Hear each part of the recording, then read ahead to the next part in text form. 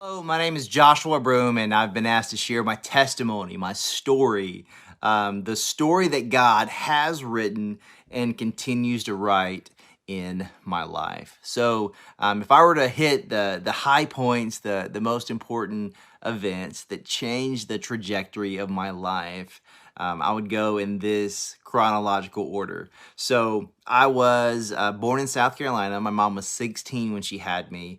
I grew up not having a father in our home. I knew who he was, but because they were so young, he just chose not to play the role of my father. And seeing him and being in the same town he was in, and it being a very small town, it did create some confusion, and I felt some insecurities and some inadequacies because of that.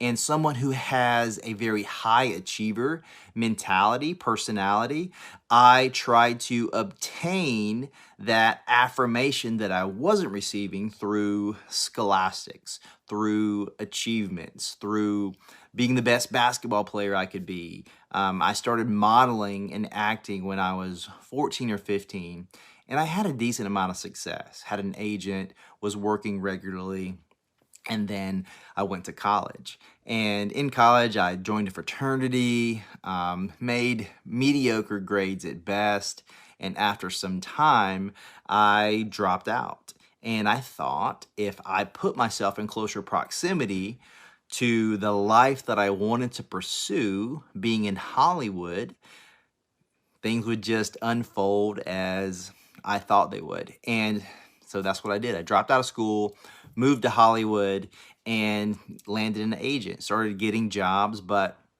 I wasn't killing it. Like, I was doing okay.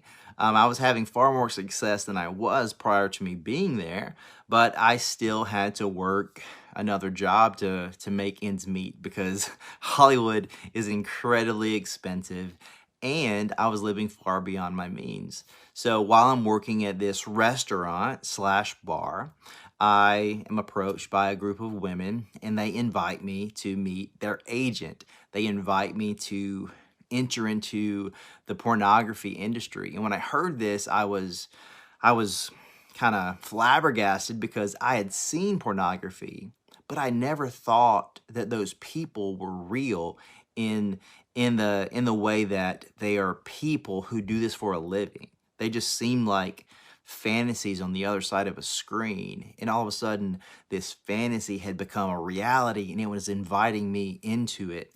And I met with their agent, and their agent painted a very clear picture of a counterfeit version of the life that I wanted to pursue. He asked me a few questions. I told him I wanted to be an actor. I told him I wanted to be famous. I wanted to, I wanted people to know my name. And he said that, I would have the opportunity to do all those things, along with making a lot of money and then, obtaining fame and travel the world and do all that stuff. So he invited me into that space. And because of insecurities, and B, having a lack of understanding of who I was at my core, I accepted the fact that maybe the counterfeit version of my dream would be the best version of my dream or the most obtainable version of my dream because I saw myself in some ways less than. How could I be good enough to achieve that? I was already at that point 22, 23, and I had been doing that for, been acting and modeling for going on 8 years, and I hadn't like made it in my mind, even though I'd been a lead in a movie and I traveled the world modeling and done fashion week and all this stuff. Even though I had obtained goals that I had set, I still in my mind believed that I wasn't a success. So those two things played into the fact that I eventually said yes to doing a film. And when I did do that film, my life instantaneously imploded. I was fired from the agencies that I moved out there to be a part of. My mom found out, which was humiliating. I was dating someone at the time, and I had to confess that to her. And then obviously she told me to take a hike, and she was kind of the nucleus of the friends that I had. So all of a sudden, most of my friends, those relationships ended because I was the guy that hurt the girl that was everyone's best friend. So I saw myself as someone who made a decision that had embarrassed their family, that had ended ultimately the career that I was pursuing. So I didn't see a life that was worth living in the meaning that I believe that I had made a mess of my life, and the mess that I had to lie in. So when the agent called me after I did that one film, he said, "Hey, I want to offer you a contract." And I believed that that was my only option. So I said yes to the contract, and that one film severed every relationship that I had, everything that I had pursued, gone, changed the whole trajectory of my life. And now I ended up staying in the industry for 6 years. I made over $1 million. I traveled the world. I had all the things that I thought would make me happy: the fame, the travel, the money, the girls. I had it all. But in 2012, I was nominated for Best Male Performer of the Year for the third time. And this year I won. And when I won, that was the last thing on this list that I told myself, once I did that, I would be happy. And it actually illuminated my brokenness, and I fell apart. And I started contemplating if I wanted to live. And I started calling out to the God that I didn't really know. I knew about God. I went to church growing up, but I never had a relationship with God because I saw myself less than. So how could I have a relationship with God?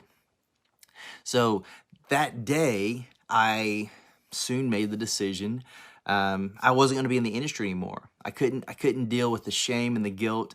And through a series of events over the next 2 years of me starting to work at a gym, me starting to have healthy relationships with people, lying a lot, and people finding out about my past, just living in this ongoing cycle of shame while I was trying to cover up who I was, and having night terrors at night, I ended up meeting this girl, and we went on a run, and I confessed my past to her, and she told me, "Hey, I didn't expect for you to tell me that, but I want you to know that you are not your worst decisions, you're not your past, and you're not your greatest thing you'll ever accomplish. God defines who you are. Do you know God? Are you in a relationship with God?"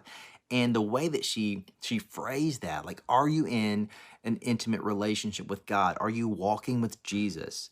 And I thought that I was a Christian, but I clearly and completely understood in that moment I was not. And I was very confused, yet it cultivated curiosity. We went to church the next week. I heard a sermon that changed my life. And because of the way that, Colossians 4 verses 5 and 6, it talks about walking in wisdom towards those who are without, and allowing your speech to be gracious and seasoned with salt. So you might know how you ought to answer each person. And the way that she interacted with me and the way that she responded to my confession of brokenness, it changed the trajectory of how I saw myself, because up until that point, I was my behavior. So we went to church. I heard the gospel. I gave my life to Christ. And that person that invited me to church and had that conversation with, she's been my wife for, it'll be 6 years this July. We have 3 children together. And 7 years ago is when that happened, and I gave my life to Christ, and it changed everything about myself. And for the last 5 years, I've been standing on stages, telling the story of God's goodness and how He has radically transformed my life from the inside out.